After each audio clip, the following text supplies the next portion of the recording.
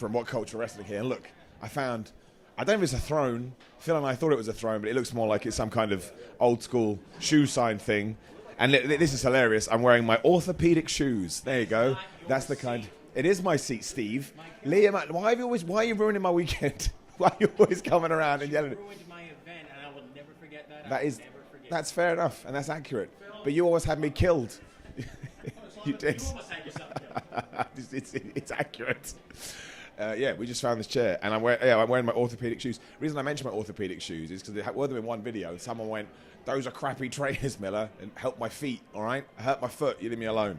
Right, so we're going to do Rampage ups and downs. Obviously, it's a very, very WWE-focused weekend. But the content has to keep going. The ups and downs never stops. In case you just stumbled across this because you try and avoid the WWE content of WrestleMania, this is what we do. It's freeform. We're on location. We're at WrestleCon. We've got a bunch of interviews lined up today. We've got the two Adams, obviously over at NXT right now. It's just fun and games. But look, Rampage did start with Sammy Guevara versus Takeshita. Interesting match. Because the point of it, of course, is to establish Sammy Guevara as a potential contender to MJF. And if you actually watch the shows, which I'm sure you are doing, or you're listening to me catch you up about them, we focused on Jungle Boy, we focused on Darby Allin. It was now Sammy's turn, and he did beat Takeshita. Now, the big question, of course, is should Takeshita keep losing these matches? He beat somebody a few weeks ago. I believe it was Brian Cage. Maybe there was somebody else. I can't remember. And look, I love Brian Cage. I think he's awesome. But he's not in that tippy-toppy clan of wrestlers. And I think eventually Takeshita does need to get that win. I'm still not 100% sure what we're doing with the Don Callis stuff, but obviously Don Callis suffered that horrendous injury on Dynamite. And when he went to the doctors, apparently, they said it looks like he'd been hit by a hatchet because he took a bump and obviously hit his head on a lighting fixture or something, so all the best to him. But it was an amazing match. Like, it was really, really good. Takeshita has all the potential in the world. Sammy has proven time and time again that he can do whatever you want him to do. He's a great professional wrestler. Obviously, it ended. Actually, before I get to that, I'll just tell you now. It ended when Ty Mello does the interference, does the distraction, GTH 1, 2, 3. But the crazy amount of German suplexes, V-gates, that Takeshita was doing was nuts. Sammy Guevara was spinning out of some of them. They did an avalanche one, which kind of made me cry inside. But it does make sense. You have to get momentum, but you can absolutely argue, should it have been Takeshita to take the loss here? I think I'd probably agree with you. I think we could have found somebody else. However, there's a flip side to that argument, which, of course, is Takeshita does have credibility just because he's so over, even in a loss. And that goes to show how good he is. But given that I am sitting in a throne and I have all the power, it's not a throne at all. I'm going to give it an up just because it was a fun match. We watched it after SmackDown in the Hall of Fame yesterday when we did live ups and downs live on the channel now. I just enjoyed it. I was like, man, I am throwing up with wrestling right now, and it's truly, truly wonderful. We then got more QTV. Now, if you go on any kind of social networking service at the moment, you will see that QTV is a very divisive segment. It seems to be winding people up. It seems to be annoying people. And the biggest piece of criticism I see is this is so obnoxious. I think it's meant to be obnoxious. I think that's the idea. I can't remember what it's 100% called now because of my jet lag brain. But I'm 99% sure QT Marshall is now calling his finisher like the dirt sheet. So he knows exactly what he's doing. This was more taking shots at Wardlow. And they were also watching their own matches back and being super proud. It makes me laugh. It makes me giggle. I don't think it's meant to be taken seriously. The story is pretty black and white that eventually QT Marshall will push Powerhouse Hobbs too far. They'll do the TNT title match. Powerhouse Hobbs will win. Nice and easy. And then we can do whatever we want to do with Powerhouse Hobbs. Maybe he goes face. Maybe he becomes a monster. As I keep telling you, by 2024, do I think Powerhouse Hobbs should be a world champion? I think he should be in that mix. So imagine what we're doing with the four pillars now. Let's get our Powerhouse Hobbs moment as well. So mostly because I like winding up the internet, I'm going to give it an up too. And I'm absolutely giving an up to this. Now, very sadly, I'm not sure whether the Matt Hardy interview that we did yesterday will tie in, but it's still an interesting chat. He got way into the nitty-gritty with all the stuff he's been doing with Ethan Page. And obviously Rampage hadn't aired when we talked to Matt Hardy, but he knew the spoilers were out there. It's a taped show. So, incredibly, we kind of had the foresight on what to look out for. So, you see Ethan Page signing the contract to take on Hook for the FTW Championship. And Matt Hardy literally looked into the camera and went, and he gave you a wink. It's so dumb, and it's so ridiculous. And after talking to him yesterday, he knows what he's doing here. There's a much bigger plan. I won't bore you with the details, but just make sure you do check it out when it does go up, because Matt Hardy, like I say, Matt Hardy has a much bigger vision for what he wants to bring to AEW with all of experience and everything that he's done. This really made me laugh, and everything that we've done with Hook and The Firm and Ethan Page and Matt Hardy, I think is wonderful, goofy wrestling. It puts a smile on my face, and because he was so nice to me yesterday, I'm giving it an up. That's right. That's how shallow and corrupt this show is. If people are nice to me, I will back them. We then had Brody King and Malachi Black taking on the Best Friends.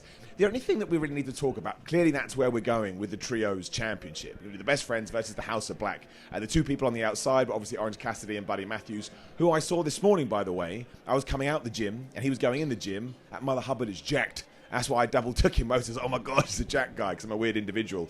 Listen, it was what you would think. House of Black absolutely destroyed them. Best Friends come back with, would you call it high-flying offense? Not really, but you know what I'm talking about. They go to the hug. Brody King cuts them off. And it ended in, I don't know whether we called it a double DQ or a no contest. But this is what was really interesting, because AEW never does stuff like this, right? Usually it's very, very clear-cut finishes. But basically, let me make sure I get this right. So, Chuck got powerbombed through a table. So Trent came and hit Brody with a chair. So Black was like, don't do that to my buddy boy. So he hit Trent with a chair. And the referee was like, no.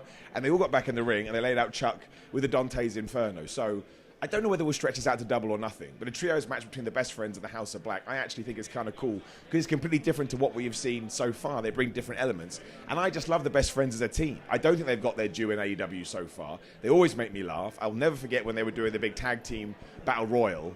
And they were just like, everyone was going, I'm going to win, I'm going to win. They said, we may win, we may not win, we don't know. It's to be determined.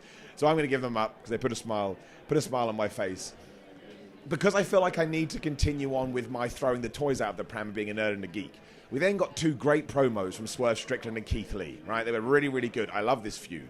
But as I said 7 days ago, I think we've passed the peak. We are past the peak. I really do think we need to have this match within the next 2 weeks, really. I wouldn't hold this off for double or nothing at all. I think it's too far away. Now, that's kind of a silly thing to give a down for, you could argue, because we're still getting good stuff. But it's just been going on for so long. And when Keith Lee, that guy just slapped his head. Thanks, man. When Keith Lee came back, it's kind of been like he did all that stuff with Dustin Rhodes. Looked like a grey-haired superhero, which I enjoyed.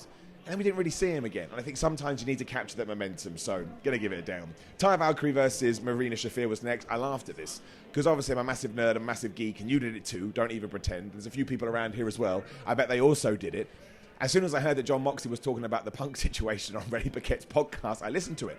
And the much more interesting stuff on that show is that he really put over Marina Shaffir. He's like, I'm working with her all the time. She's got something different. She's really, really good. And then here she takes on Taya Valkyrie. She lost in 2 minutes. It's not a problem. Taya is the project at the moment. We're pushing her. We continue to do all the stuff with the Road to Valhalla. Mark Sterling had like a legal representative and he threw them in the ring. They got hit with the Road to Valhalla. And then finally, Jade Cargill, who kind of been playing it cool. She lost her rag. She was going to attack. Mark Sterling and Layla Gray hold her back.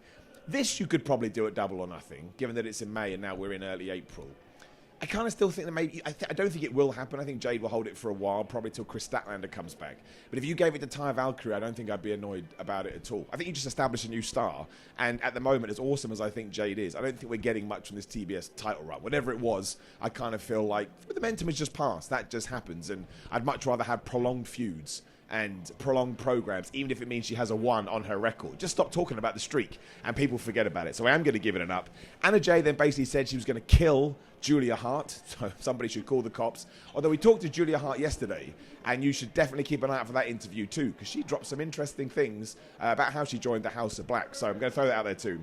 Which brings us to the main event, which was Juice Robinson versus Action Andretti. My two major points with this is, on Wednesday, Juice told me that he didn't want to fight in Missouri, and then 2 days later he fought in Missouri. So somebody's lying. And I'm massively intrigued about the Action Andretti stuff, because I mean, I think we'd probably have to have a sit-down debate. We'll have to get the podcast boys onto it, right? Do we feel like we successfully captured the momentum of Action Andretti beating Chris Jericho? Yes, in the sense the commentators keep talking about it. Yes, in the sense he main evented Rampage. You can't do that without beating Chris Jericho. But do I also think we could have done a bit more with it? I kind of think we could have. I still think he's going to be a star. I still think he'll find his way. This was an awesome match. I tell you, in terms of underrated talents, Juice Robinson there, Action Andretti is in there. We had to have Juice get the win for the same reason as the first match, because we need to cement him as a challenger to Ricky Starks when they'll have that match next week or 2 weeks whenever they get to New York. I'm going to give 2 things. I'm going to sit on the fence. I'm going to give it a down because I don't think we capitalize on the Action Andretti stuff. And I feel like Juice Robinson needed more of these matches before maybe he even challenged Ricky Starks just to establish him. But in terms of a match, so damn good. I even wrote down one move. That's right. It was a spinning DDT by Andretti. It was wonderful. And then actually, Robinson hit him with the Juices Loose, which is his DDT. 1, 2, 3. He's going to go beat up Action. Out comes Ricky Starks, makes the save. Nice and easy, nice and simple. So yeah, I'm going to give that part an up. And as always, I always say it's Rampage, but it's always a fun 60 minutes. And if we want to get into the conversation about does it need more stars and does it need more angles, the answer is probably yes. But this weekend, of all weekends, you can probably get away with just putting 60 good minutes of TV.